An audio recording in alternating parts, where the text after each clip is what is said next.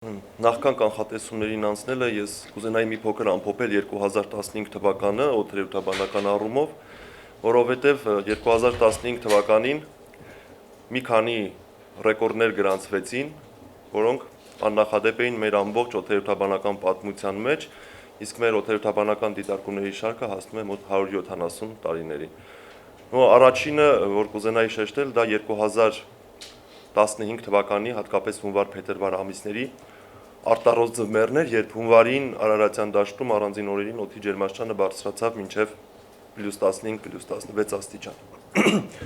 Այնուհետև մենք ունեցանք աննախադեպ տևական շոկերով ամառ, մոտավորապես 15-ից 20 օր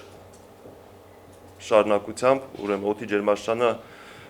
հովտային գոտիներում Արարատյան դաշտում եւ մայրաքաղաքում տատանվեց 39-ից 41 աստիճանի սահմաններում։ Ունեցանք շատ խոնավ հոկտեմբեր, տեղումն առատ, որը նույնպես աննախադեպ էր մեր ամբողջ օդերևութաբանական պատմության ընթացքում։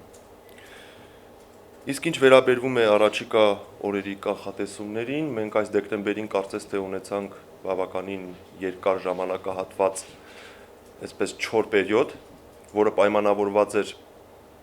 անտիցիկլոնի, ազորյան անտիցիկլոնի ակտիվացմամբ, ընդ որում այս չոր եղանակը, որը հաստատվել էր Կովկասում, սկսվում էր Իսպանիայից, իր ուրեմն ոլորտի մեջ էր վերցնում միջերկրածովյան բոլոր երկրները, Իտալիան, Հունաստանը, այնուհետև Թուրքիան, Կովկասը եւ այդպես շարունակվում էր մինչև Ղազախստան։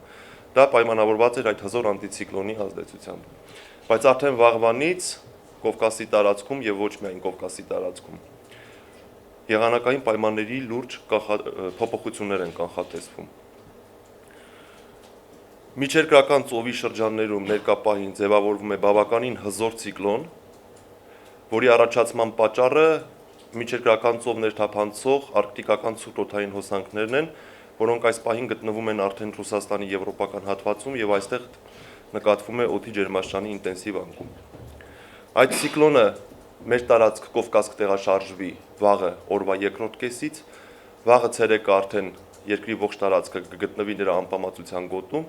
եւ կեսօրից հետո արդեն առանձին հատվածներում կսկսվի ձյուն։ Տեղումների սկիզբը այդպես ինտենսիվ չի լինի։ Ցիկլոնը հզորանում է դեկտեմբերի 31-ին եւ հունվարի 1-ին։ Այսինքն վաղը երեկոյան, ուշ երեկոյան ժամերից, մոտավորապես ժամը երեկոյան 10-ի 11-ի միջակայքում նրա ուժը կմեծանա, կակտիվանա այդ process-ը եւ արդեն երկրի ողջ տարածքում կտեղա ձյուն։ Ձյունը կշարունակվի դեկտեմբերի 31-ին, հունվարի 1-ին, հունվարի 2-ին եւ միայն հունվարի 2-ի օրվա երկրորդ կեսից, այսինքն կեսօրից հետո տեղումները աստիճանաբար կդադարեն։ Ցիկլոնի այսպես ամենապիկ ժամանակահատվածը ստացվում է նոր տարվա գիշերը, այսինքն դեկտեմբերի 31-ից հունվարի 1-ի անցումը, այդ ժամանակ ձյան տեղումների ինտենսիվությունը կհասնեն իրենց պիկին, այսինքն կդիտվի ամենաառատ տեղումները։ Բացի ձյունը շրջանների մեծ մասում եւ հատկապես լեռնային շրջաններում ցիկլոնի անցումը կուղեկցվի ուժեղ քամիներով, բքով, տեսանելիության անկմամբ, ճանապարհները կպատվեն մերկասառույցով։ Եվ ես նշեցի, որ հանրապետության տարածքին մոտենում են արկտիկական ցուրտ օդային հոսանքներ, վաղը ցերեկվանից սկսած օդի ջերմաստիճանը աստիճանաբար սկսելու է նվազել։ Մինչև հունվարի 1-ը հիմնականում նվազելու են ցերեկային ջերմաստիճանները, գիշերային ջերմաստիճանները առանձնապես չեն փոխվի։ Եվ եթե այսօր մայրաքաղաքում մենք օրինակ սպասում ենք մինչև 6-ից 7 աստիճան տաքություն, ապա արդեն դեկտեմբերի 31-ի ցերեկը օդի ջերմաստիճանը կլինի 1 աստիճան ցրտից 1 աստիճանի տաքության սահմաններում, այսինքն 0 աստիճանի միջակայքում։ Բայց լուրջ այսպես արկտիկական օդի այդ ներհոսքը սկսվելու է հունվարի 2-ի ցերեկվանից։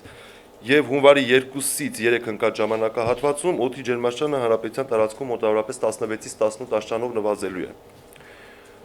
Ամենացածր ջերմաստիճանները կանխատեսվում են հունվարի 3-ի գիշերը, երբ կդիտվի եղանակի պարզեցում եւ այդ արկտիկական ճակատը կներխուժի մեր հանրապետության տարածք։ Այսպես Շիրակը, Կոտայքը, Գեղարքունիքը, Արագածոտնի լեռնային գոտիները եւ Վայոց ձորի լեռնային գոտիները գիշերը կանխատեսվում է մինչեւ -25-ից -27 աստիճան ցուրտ։ Արարատյան դաշտում գիշերը -15-ից -20 աստիճան ցուրտ եւ Երևանում հունվարի 3-ի գիշերը կանխատեսվում է -16, -18 աստիճան։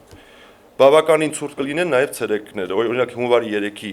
ցերեկը կանխատեսվում է Երևանում ընդամենը -5, -7 աստիճան։